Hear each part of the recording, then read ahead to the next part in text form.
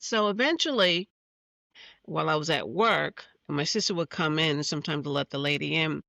A shift in the dementia and Alzheimer's started happening, and I don't know if you ever heard of screaming dementia. Well, the sun during the sundowning time, right? Is Yeah, that this yeah. was she did sundowning, but this was a entirely different ball game, Nick. She would literally scream for like a half an hour. She did it for about 2 weeks, to be honest with you. Was it any time of day, in specific time of day, or Any type of day, any type of night. anytime? Okay, so it was Yes. random. And when I asked her, "Could you stop?" And she said, "I can't control it." And I never in my lifetime have ever heard of such a thing. So when I asked the MJHS nurse, "Why is this happening?" I'm barely getting sleep. I'm still going to work. I have like 3 or 4 hours, because at nighttime, no one came in to cover. I just had her alone. Yeah. So that was really a big struggle for me, but the nurse was telling us that she's doing that because she doesn't wanna go to sleep because she knows she's gonna die. That's what the What was it nurse like? told me. I never What was heard that in my lifetime. Yeah, what was it like hearing that though, for you? How It did you was very respond? scary. I Yeah, mean, I imagine so. I have a strong faith today. I'm grateful I do, where I do a lot of prayer and meditation. And there were times when that was happening, those 2 weeks, that I was literally crying crocodile tears, saying, "God, please, when is this gonna end?" Because it was unimaginable suffering, and I knew all I could do was wait until it's over. Um, there was times I had my headphones on, to try to get some sleep, but I always had to hear one ear out just in case she fell, Yes. Yes. so I wasn't really getting proper rest. Um, During the 3rd week in September, um, it stopped, and I remember her sleeping a lot, and she wasn't eating at all, and then quietly September the 20th, her spirit transitioned and she passed away. So it was a 2-week, 3-week period It before. was. It Okay, was. so Yeah. Yeah. I'm sorry for that Thank you. That's okay. turning I'm around. grateful, that she's no longer suffering. Yeah, so first I wanna tell you as I'm listening, I wanna acknowledge how I'm sure it's emotionally charging and it will bring up a lot of emotion, and I wanna be here for you during that time, and if at any time we need to stop, we can certainly stop. I'm saying this primarily because I can also understand where you're coming from. It was only 2 years ago my mother passed away, Mm, dementia, Alzheimer's, and was with an aide for about 2 years and then right. had to go into an assisted. We did an assisted for about 6 years, and it was a slow progression. So I say this mostly so I can there's a very difficult time for all family members to acknowledge when in the early stages something Mhm. is happening. Mm. What was it like for you? Because you were there every day and then you were holding everything together. So that takes a lot of effort and a lot of love and care. It did, What was that and, like for you? um, it took a lot of patience. Yeah. A lot of patience, love, and tolerance, and, my faith. I'm grateful my faith kept me together because that was my first time witnessing something like that up close and personal, and to not understand what where you're going down that path, you always feel like you're a little alone with that person that you're caregiving. You always feel like, only you are going through this. And I have to realize there's so many other people. Have you ever faced a moment that changed everything? A loss, a new path, or an awakening that forced you to rewrite your life? Pivot Point is a podcast that explores those stories. I'm Nick Michael. We'll dive into how pain can spark growth and how crisis leads to clarity. Subscribe to Pivot Point today. Welcome to Pivot Point Strategy for Change. I'm Nick Michael. There are moments in life that arrive without warning and without permission. They don't come dressed in ambition or excitement. They come quietly, sometimes painfully, and they ask something of you that you were not sure you had left to give. And when those moments land, the question is never whether you will face them. The question is, who will you become in the middle of them? Today's conversation is not about a career transition or a bold entrepreneurial leap. It's about something more intimate than that. It's about the kind of pivot that happens inside a person when life asks them to show up for someone they love in ways that test every part of who they are. It's about what happens when the person who raised you, protected you, and shaped you begins to need you in return, and what it costs and what it reveals to answer that call. Caregiving carries a particular kind of weight. It's not dramatic in the way people talk about dramatic change.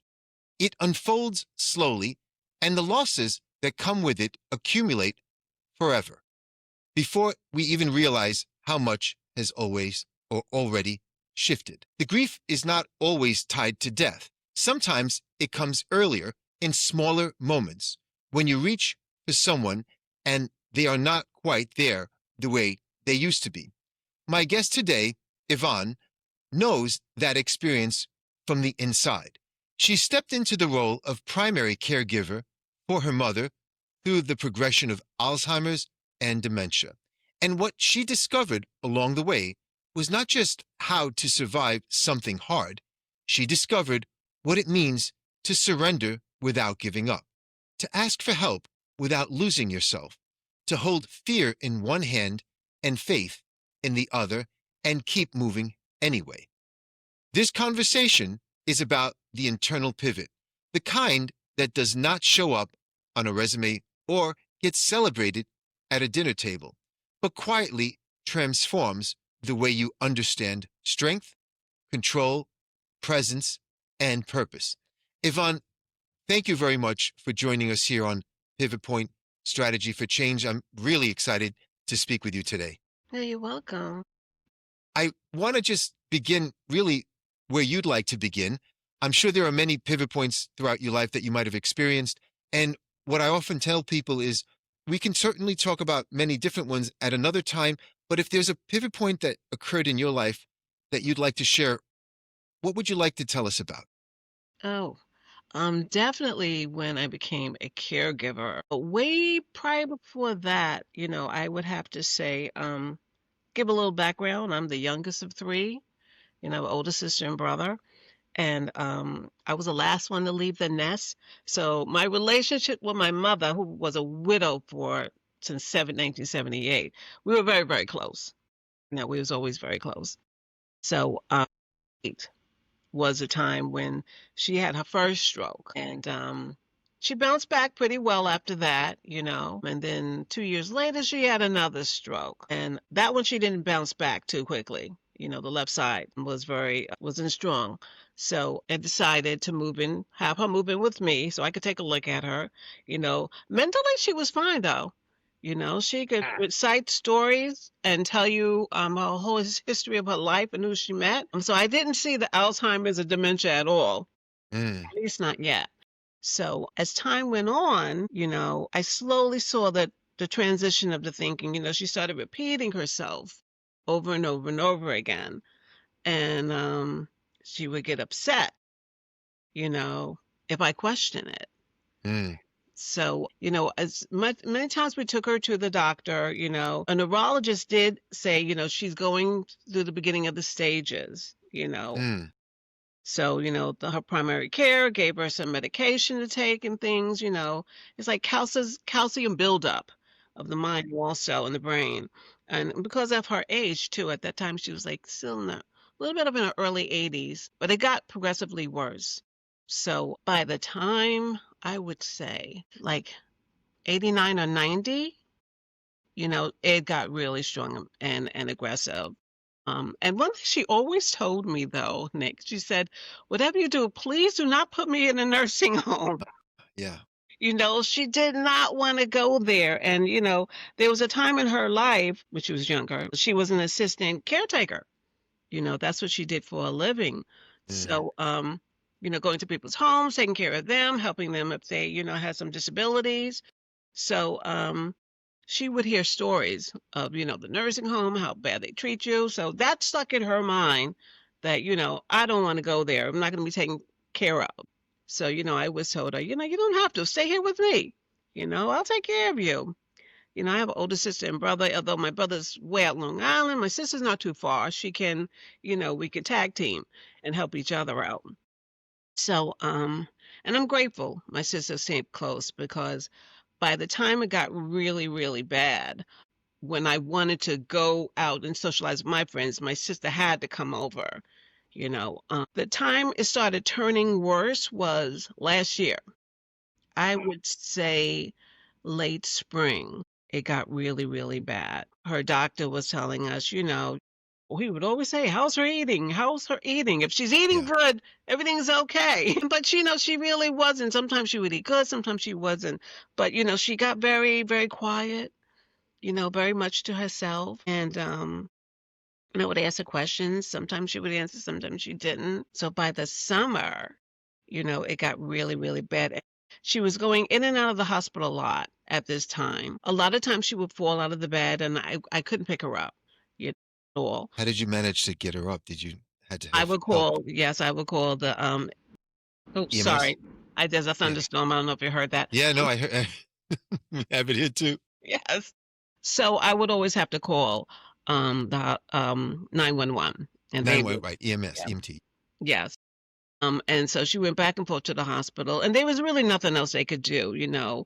Um, so she would come back home, and finally they suggest, she's going to need some help, and they suggested MJHS and some other ones, but I chose MJHS to help me out because I saw the decline. This now she's stopping eating and everything, and by the time, I would say late August, she started falling more, never breaking anything, thank God.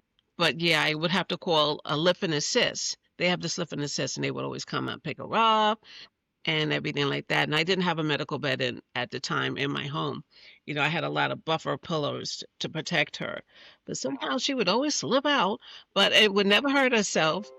So eventually, when I had the MJHS would come during the day while I was at work, and my sister would come in sometimes to let the lady in. A shift in the dementia and Alzheimer's started happening, and I don't know if you ever heard of screaming dementia. Well, during the sundowning time, right? Is Yeah, that yeah. she did sundowning, but this was a entirely different ball game, Nick. She would literally scream for like a half an hour, every half an Was hour. there was there a specific time or was it just random? It was, she did it for about 2 weeks, to be honest with you. Was it any time of day in specific time of day or Any type of day, any type of night. anytime? Okay, so it was Yes. random. And when I asked her, "Could you stop?" And she said, "I can't control it." And I never in my lifetime have ever heard of such a thing. So when I asked the MJHS nurse, "Why is this happening?" I'm barely getting sleep. I'm still going to work. I have like 3 or 4 hours, because at nighttime, no one came in to cover. I just had her alone. Yeah. So that was really a big struggle for me, but the nurse was telling us that she's doing that because she doesn't wanna go to sleep because she knows she's gonna die. That's what the What was it nurse like? told me. I never What was heard that in my lifetime. Yeah, what was it like hearing that though for you? How It did was you very respond? scary. I mean, Yeah, I imagine so. I have a strong faith today. I'm grateful I do, where I do a lot of prayer meditation. And there were times when that was happening, those 2 weeks, that I was literally crying crocodile tears, saying, "God, please, when is this gonna end?" Because it was unimaginable suffering, and I knew all I could do was wait until it's over. Um, there was times I had my headphones on, to try to get some sleep, but I always had to hear one ear out just in case she fell, Yes. Yes. so I wasn't really getting proper rest. Um, During the 3rd week in September, um, it stopped, and I remember her sleeping a lot, and she wasn't eating at all. And then quietly, September the 20th, her spirit transitioned and she passed away. So it was a 2-week, 3-week period It before. was. It Okay, was. so Yeah. Yeah. I'm sorry for that Thank you. That's okay. turning I'm around. grateful, that she's no longer suffering. Yeah, yeah. So first I want to tell you as I'm listening I want to acknowledge how I'm sure it's emotionally charging and it will bring up a lot of emotion. And I want to be here for you during that time. And if at any time we need to stop, we can certainly stop. I'm saying this primarily because I can also understand where you're coming from. It was only 2 years ago my mother passed away, Mm, dementia, Alzheimer's, and was with an aide for about 2 years, and then right. had to go into an assisted. We did an assisted for about 6 years, and it was a slow progression. So I say this mostly so I can. There's a very difficult time for all family members to acknowledge when in the early stages something Mhm. is happening. Mm, What was it like for you? Because you were there every day, and then you were holding everything together. So that takes a lot of effort and a lot of love and care. it did, What was that and, like for you? um, it took a lot of patience, Yeah. a lot of patience, love, and tolerance, and, my faith. I'm grateful my faith kept me together because that was my first time witnessing something like that up close and personal, and to not understand what where you're going down that path, you always feel like you're a little alone with that person that you're caregiving. You always feel like, only you are going through this. And I have to realize there's so many other people. I had a friend whose dad had the same condition, but he went into um um I think it was Lyndon St. Albans. He was a military guy, so he went to there. But I'm grateful I had a little bit of an outlet to talk to people about that. If I did not have that outlet, I don't know how I would have handled it. Well, that's good that you recognize that, and that's important to connect Yes, because I know also from, and I was primarily the only one really actively involved. I have an older sister, so many family members have a difficult time giving up control yes, and or wanting to step in when someone else is there. But on some level, there might be a level of relief that you were there yeah. and that you're doing it, and because you're living it every day. Mhm. So that takes a lot of energy and compassion and care and It time did. and adjustment to your life. So I just want to acknowledge that for you, that's a very quiet time, alone feeling. Mhm. And I'm sure that going through this at a time when there's there's a slow progression, Yes. which yeah, that and then there's almost how long will this go on? Because Mhm. the progression is not going to go up. It's always going to go this way. Yes, and it's so funny because I had a supervisor years ago that I used to work with, and she would talk and tell me she experienced it with her grandmother. And she said, "It doesn't get better, Yvonne. It just No, keeps getting worse." progressively worse. Yes, Yeah. Sometimes, progressively worse. well, sometimes there might be Yeah, at that dip, but yes. exactly. And as much as I want to um have somebody's experience be like my Yeah. grandmother, she went to sleep, she passed away in her sleep. Yeah. You didn't see no suffering at all, at Yeah. all. Yeah. It was pleasant, I guess for her, she didn't have to deal or stress any of the family members out. You're listening to Pivot Point Strategy for Change. If today's conversation resonated with you, take a moment to subscribe to the podcast and leave a review. It truly helps others find the show and supports the work we're doing here. You can find Pivot Point Strategy for Change on Spotify, Apple Podcasts, or wherever you get your podcasts. And if you'd like a deeper dive into the work we explore on the show, I invite you to visit my Substack page where I share in-depth articles and reflections. Yeah. Now, you're what we would say is someone who's a strong person.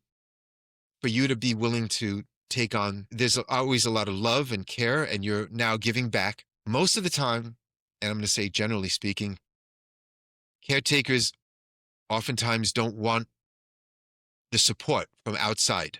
Yes. What was that like for you then to at some point need outside support? My God. I'm sorry I didn't do it sooner when I first Okay, see that I need you to say Yes. clearer, not for others who are listening, because Yes. I know others that I have worked with. I know a few nurses that I work with that they're Mhm. going through this and they contact me a lot. We just talk. Yeah. And everyone has their own experience with their own parent and how they got through it with the medicines, with the Right. decline, Right. with the cognitive decline, then the physical decline. And let's say the falling out, my mother had fallen out a couple of times. We had to bring Mm. her to she had broken something. It was unusual. It was very unusual how it happened. And so this is a hard thing. Mhm. What kept you holding on to doing it all yourself? I think one of always remembering my mother's desire to not be put away somewhere. I thought you would say that. Yeah. Yeah, and once I made that promise to her years before she even got to the Alzheimer's stage, I guess she was just dwelling because a lot of her friends passed away, and she didn't want to end up alone in a place where she didn't know anybody. And I felt something about that. I was like, I'm in a one-bedroom apartment. I can make it work if I had to. And it did work. It did work, and I was grateful I could be there for her. I mean, there's times she was there for me. So this was my way of, I guess, a living amends in a way, always helping me. And now it's my turn to do for Yes. her. And how has that worked overall, knowing that how does it feel inside for you knowing you were able to It gives, even to this day, a sense of a peace of mind, a peace within myself. Um, um, it showed me I had courage to do something I never thought I could do, you know, and I wasn't walking alone. Like I'm a believer of God, and I'm a firm believer that God was with me this whole time, because Yes. I was talking to him so many times, even I didn't hear a response. And I was always often heard growing up as a kid, my grandmother used to say, sometimes you have to wait. And waiting is a powerful, powerful thing. Whatever Yes. you're waiting for, it's always powerful. And I never understood No. what Yeah. she We meant. never understand the words. Yeah. Until we do it. Exactly. Yeah. And to this time going through this pivotal change with as a caregiver for my mom when she was alive, I had to practice a lot of waiting and, trusting, Right. and What did I didn't know what's gonna what happen. did you say to yourself? Because that's the difficult part that most people overthink. God, I told myself that, the old saying, "This too shall pass," when Right. something was rough. But that's more important for you to go back to what you feel Yes, strongly about and your faith, which I have to compliment you on that. That's thank wonderful. you. I had to remind myself that, everything is, like, temporarily in life, you know? It's not forever. It may seem like it's ever. Yes. It's so funny that, growing up as a kid, I was like, "Oh my god. It's taken so long to get to this age. To Now grow that up. I'm at Yes. a woman of a particular age, things are flying by. But sometime when you're in the moment of a little distress or nervousness or anxiousness, it feels like it's a long time because you don't know what's going to happen next. I think that's when my faith kicks in, right about that moment, because I have to trust whatever process I'm going through. And it just takes a lot of practice to do it. But so when they're going through this, don't give up. Rely on the strength of your higher power if you have one. Talk to family and friends to see if you can get some help. Don't walk it alone. I'm Now, so grateful. I had a sister. I'm glad you're saying that. Now, you have family to communicate with and to confide in. It Yeah, sounds I like that do. really helped you a lot. Yes, yes. Yeah, My because sisters always was there. My brother, I sort of had to kick and drag. right. No, that's fine. That's typical, right? Yeah, Yeah, yeah. But he would finally do it, if I told him, "Listen, I need some help." There's times you really got to say, "I need help," or you right. got to step away to have a little Well, time for yourself. right. And I have friends that did that So for me. that's important that you had that because I imagine this is what's important for many. When the caregiver is asking for help, Yeah. they must really need it because you're not going to raise your hand and say, "Hey," it's not going to be a panic request. It's, I need some. And how was it for you then? How was it for you? And it might be a sensitive question, adjusting your life and the things that you were doing on a daily basis for the number of years that this was going on. I'm just curious. How was that? For I'm not. I don't want to pry, but I want to hear no, from you no, if not at you want to all. say Well, I was living on my because own there's for an like adjustment. good 25 years before my mother moved in to stay with me for 16 years. So now I'm getting acclimating myself to, okay, living alone again. I had to do a lot of clearing out of a lot of things that were here. I donated of hers. A lot of quietness, a lot of peaceful moments. It's so funny. I was looking out the window yesterday and I saw like a red bird. I haven't seen a red bird in years. And I took a picture of it and I shared it with my colleague at work.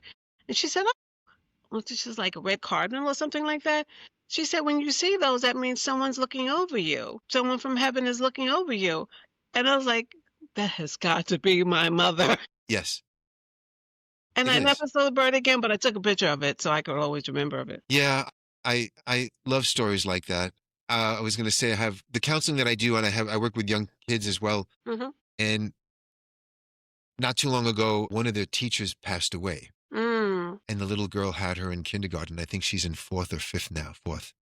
right. And there's a there's an event that's coming up that reminds the kids of the teacher, Oh, and she's no longer in that school because well the teacher, she had moved up to the next school, but she thinks so fondly of her. And I had spoken to the mom, yeah. and she says, yeah, she thinks of her a lot. And her older sister had her as well.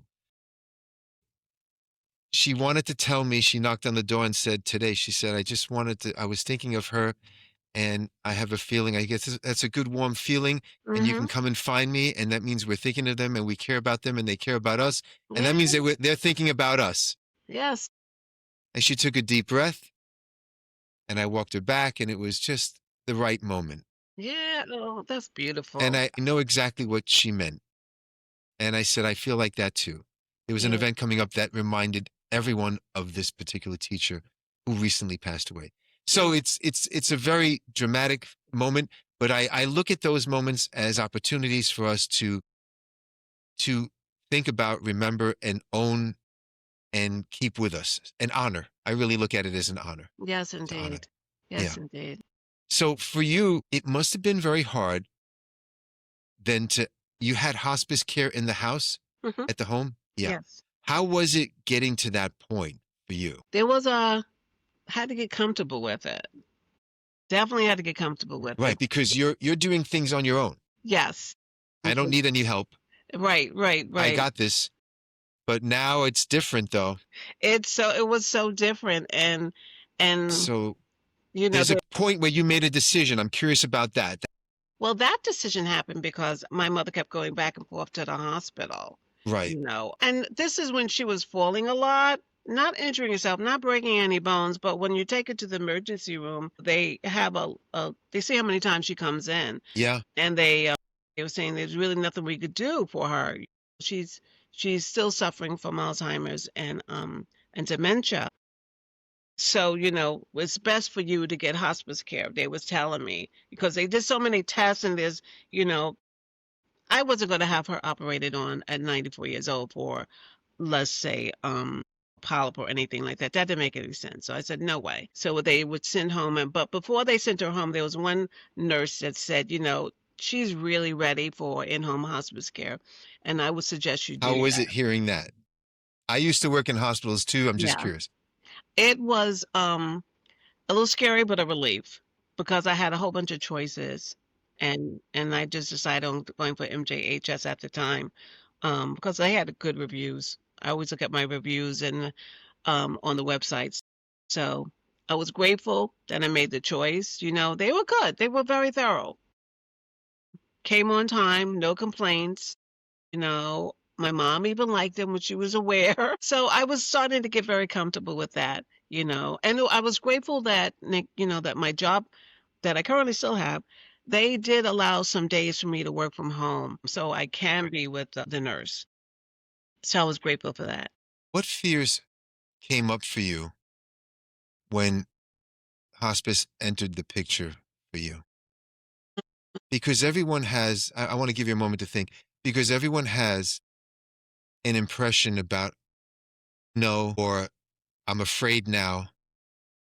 And sometimes it's also, I've got to put it clearly, Hmm. because there's no when an older person, a senior, is reaching a stage of their life, Yes. you don't know how long, and you might be getting closer now to that point where it will happen. Mhm. I've got to say that sometimes there's almost like a relief of some sort, and some people feel guilty about having that. Maybe this is the time, Mhm. and I can have some relief. What was that? What was going on for you? I'm not speaking for you. I want to No, just hear. exactly. I totally understand. When they first started coming, um, it was a bit of relief because, they were knowledgeable about some things I did not know how to do, you know, um, the changing of the beds and stuff like that. I knew a little bit of it, but I wasn't really good. They were professional at that, and cleaning and bathing, um, and certain foods also. So it was, as much as I had to sit back and allow someone else professional take over, Yeah, it was a learning experience too. I had to always say, "Yvonne, this is a teachable moment." I look at life now at teachable moments. So I I have like to, the way you put that. That's a yeah. very yeah. You're reframing it, is what I'm saying, and Yes, that's the hardest part to it allow is. for someone to allow themselves to reframe an event in a way where they can Yeah. absorb it and Mhm. embrace it. That's a tough spot for some people. It So is. It I'm is. glad you put it that way. Yeah. Yes. And I was grateful my sister came over when the days I had to go to work. Um, so the nurse and my mom were never alone. There was always a family member here, so I didn't have to worry about anything, you know. You know what I forgot to mention prior to that? Even before the hospice even came in, there was a time when my mom actually walked out the apartment and I found her in front of the Wow. apartment building. I forgot about that. Yes. And I coming home from work and I see her with her bathrobe sitting on the steps. That's a time when I knew, okay, I need help. That was Yeah. another moment too. Did you change anything about after that? Did you change your approach to Well, caring yeah. for her? I'm just yeah. Oh, yeah, absolutely. Someone always had to be with her. I had to watch the Okay. locks. Right. Well, she stopped cooking a long time ago, but I got the childproof, knobs on my, stove just in case she tried to cook when I wasn't Yes. Yeah. here. Yeah. We had that too. Yeah, so, little protection things. Yeah, that was another sign that told me, "I'm gonna need some help, major help right away." So and then it seemed like everything fell into place, you know? When I really needed the help, I got it. Her she declined more, and, at the process, it's almost like I was surrendering also to her spirit slowly transitioning. Yes. I Yeah. was I was I was letting Now, go as well. how did you how did that happen in the early stages? Because it's hard to recognize that. It is hard to And recognize. if you look back, I'm going to ask you what you know now. If you look back, this is a very difficult piece for many family members to know because you're there constantly.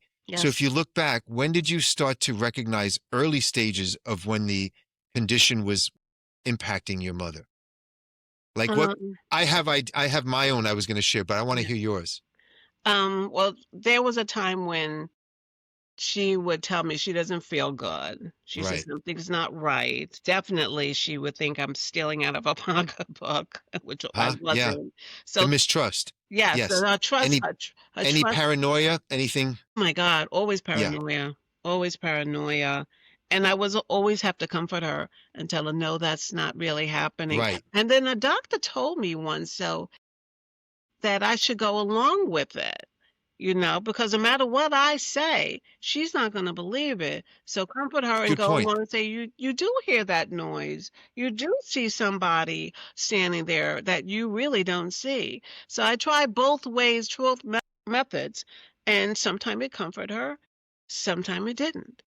So it was very strange and Yeah. odd Was there any irritability or rapid mood all change the of time. regular and all of a sudden over exaggerate? Yes, all the time, exaggerated. She was upset, angry. A lot of her friends passed on, so she had no one else to call anymore. All the friends that I saw growing up that were her friends, Every single one of them passed on. That's the most difficult part of it, really, because Exactly, and I used to yeah, put myself in her shoes and said, "Yvonne, imagine if all your friends have crossed over. You're still here. You have no one else to talk to." And I don't have no kids, so yeah. I would be super lonely. I have nieces, and that's about it. But, yeah. You're listening to Pivot Point Strategy for Change. If today's conversation resonated with you, take a moment to subscribe to the podcast and leave a review. It truly helps others find the show and supports the work we're doing here. So I know this experience deepened your faith. How would you describe your relationship to faith now compared to who you were before this whole pivot began? Definitely a lot more stronger, you know, definitely. I have a strong faith of well, to me, death has never been final. Never been final, I had a best friend who passed away when I was in my 30s, and I started reading all these books, and there was this one book that always comforted me, um, after she passed away, Many Lives, Many Masters. I don't know if you heard about it, Yes, of course. Yes, yes. yeah. So that comforted me even when she passed, and she passed away at a very young age. So I always thought that in mind when other people pass away. It's like a door, it's nothing final, But my mother often told me she was so afraid to die. She really was. So she didn't have that outlook Yes. on end of days for her. She thought everything was final, and I would have shared with her, "I don't think it's final. I think there's more, There's more. This is part of our lives we're living now in this experience, and when we cross over, we're gonna have another experience." So you were really aware of how different your mindset was Mhm. in relation to Yes, death it was. compared to your mother, and you respected what she wanted and what she believed. Yes. But this is very common for many when you're saying that she was insistent about not being outside of the home, right? So she was. How was that for you, knowing that you did manage all of I'm this? grateful, Yeah, I was gonna say you must I have a am lot of so yeah. grateful, she came from a big family, a family of 12. And married early, so she was never on her own the way I've been on my own. She never experienced it, and even as a young one leaving out of the nest, she got upset when I left because she was finally on her own. And though she lived her life, but it's funny how years down the line, she gets sick and she comes back and she moves back in with me, so we are together again, So, it's almost like full circle Yeah, moment, yeah. for her. Yeah, for you and for her. Yeah. Yes, yeah. It's like the complete. So I know Mhm. there's a powerful statement you made that there's really nothing to fear. So how did you arrive at that understanding after walking through something so emotionally demanding, difficult? My faith, definitely my faith, There's so many things I'm powerless over, in life, and I finally realize that now.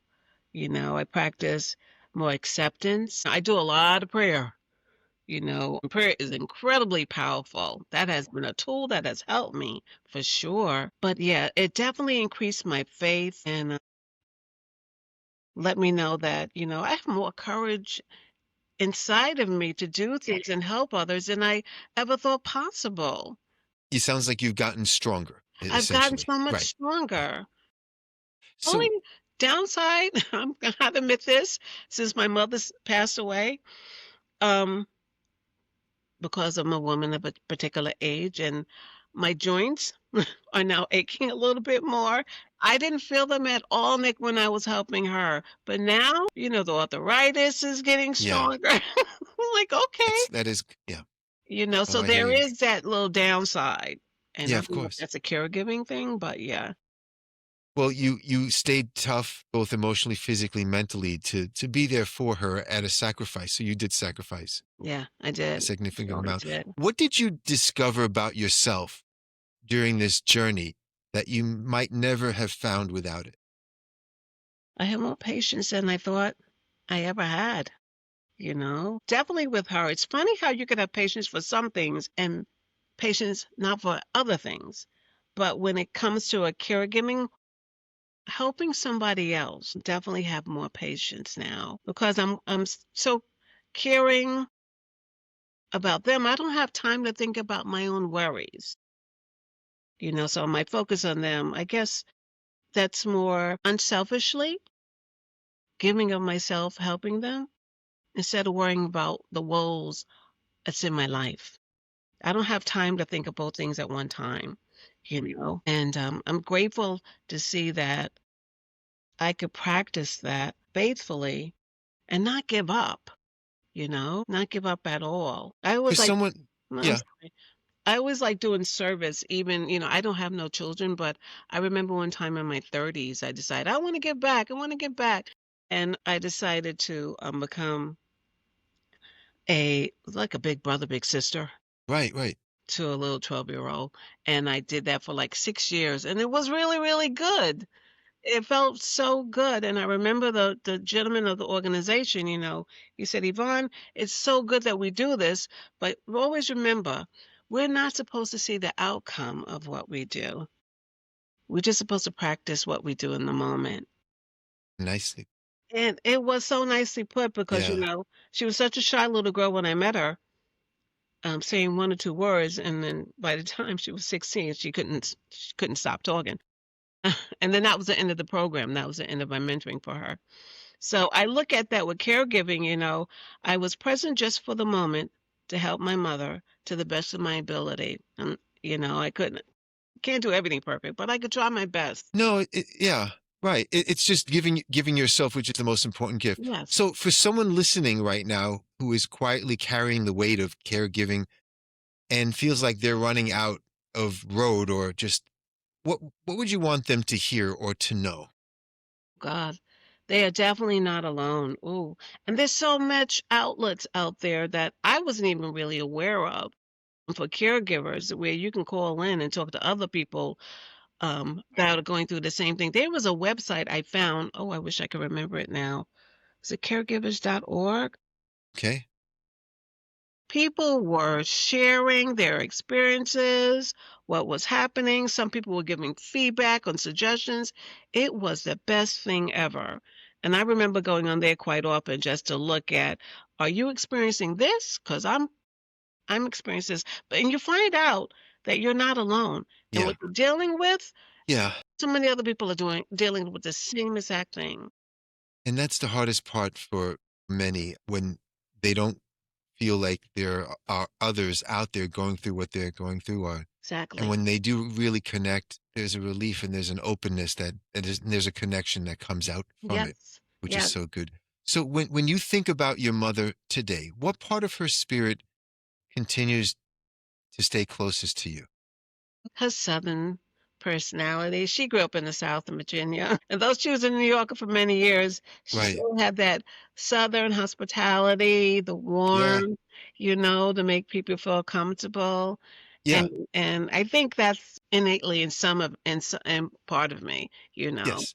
And she was a giver too. She took care of some of her grandkids. So yeah, I'm grateful So that I I'm I grateful have that I have a strong belief that when we connect with someone, if it's a parent or anyone in the family, we tend to continue on on yes, the work that they're doing. What it doesn't mean like the profession, but the work that they're doing in caring for others. And you are certainly continuing the path that you have been taught and raised and are giving uh, from what you learned from your mom and from being with her and being raised by her. And I always like saying, when people are loved, they will love others. yeah. So that's an important thing that is not always not for many people. It's sometimes very unique. So Huh?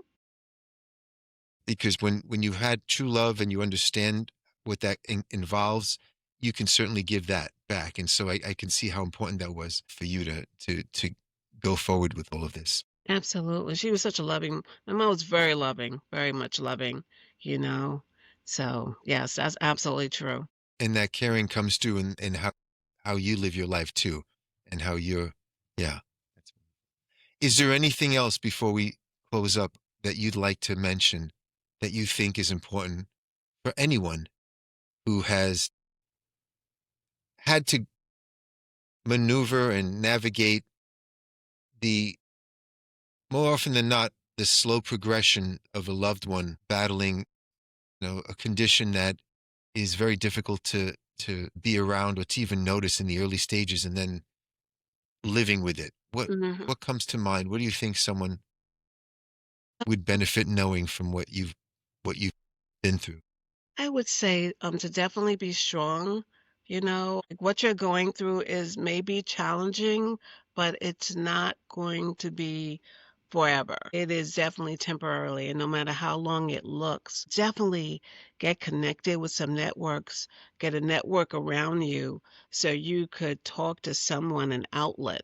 That was very important to me because when, you can't talk to the person you're caring for, you need to talk to someone who's not battling that same sense of thinking, Yeah. so and there's so much out there, so much information that I wasn't even aware of until, I was doing searching and some soul searching, and, my older sister and brother, they weren't even aware about it, and I had to sort of school them, like, "This is out there Yeah, for that's you." that's the piece there that other family members, because you're seeing it on a daily basis, Yes, and mhm. there's a level of wanting to stay in denial. I'll Yes, tell you this mhm, much on their part, of course. because if they were to start, if they were to begin to really internally recognize and understand what you're going through, it would be a difficult. So many times, extended family usually tries to stay away to a degree, Yes. and they do that because they want to let you handle it, but then you don't want to be alone in handling Right, all this, right. but you have to be, and you're going to be there, and they know that you're going to be that strong presence, that Mhm, rock, and exactly. you want that too, but it becomes a very difficult path It does. overall, and especially when it's for an uncertain amount of time. The issue really is you don't know how long you'd be doing that. So Mhm. it just, from the bottom of my heart, I just want to compliment the effort, the passion, and what you've been able to give back. I know it was an important for you to be there for your mother during this time. It's, Thank you. and from someone also, I mean, this is a very demanding part because you've made a lot of sacrifices, Mhm. but I do want to acknowledge. Thank you so much, Nick. Thank you. My condolences to you and your family. Thank you, and that's appreciate that too. Now, Yeah. your mother was 94, you said, right? 94, just shy of Yeah. turning 95. Yeah, my mother was 94 also, which was Wow, interesting. Yes, really? that was 2 years ago. Oh, okay. Yeah. So we were blessed to have them that long. Yes, for that long. You Yes, of were. course. You're Yeah. very Yeah. blessed. Mhm. Yeah. I appreciate that. So I want to, from the bottom of my heart, thank you once again for sharing your story You're welcome. here on Pivot Point Strategy for Change. It is a powerful story, one of resilience and one of really the grit and the caring and the love that is involved in giving back to someone who raised you and loved you, and you're continuing to do the work that she has raised you to do, and that must be a wonderful gift now also to be there for others and It is. be around. So I want to thank you for that, and in the event that other things come up down the road, perhaps we can talk again and Absolutely. continue the conversation, which I really wholeheartedly appreciate your being able to share, and I know listeners will also benefit greatly from this. So Yvonne, thank you very much Thank for you. joining us here on Pivot Point Strategy for Change. Thank you for having this platform, Nick. This is Thank you, wonderful. yes. And Really I look is. forward to keeping in touch with you too. All right, sounds good. Thank you. Thank you. Bye-bye.